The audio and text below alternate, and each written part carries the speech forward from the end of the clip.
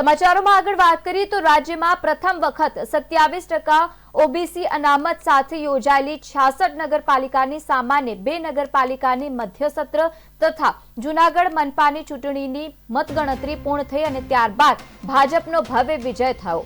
તેની સાથે જ કોંગ્રેસનો કરુણ જે રીતે રકાસ થયો હોવાની વિગતો સામે આવી। બે મોટા અપસેટ થયા છે, જેમાં ચોરવાડ નગરપાલિકાના વોર્ડ નંબર 3 માં કોંગ્રેસના ધારાસભ્ય વિમલ ચુડાસમાનો પરાજય થયો, જ્યારે જૂનાગઢ મનપાની ચૂંટણીમાં 6 વાર ડેપ્યુટી મેયર રહેલા ગિરીશ કોટેચાના પુત્ર પાર્થ કોટેચાની પણ હાર થઈ છે।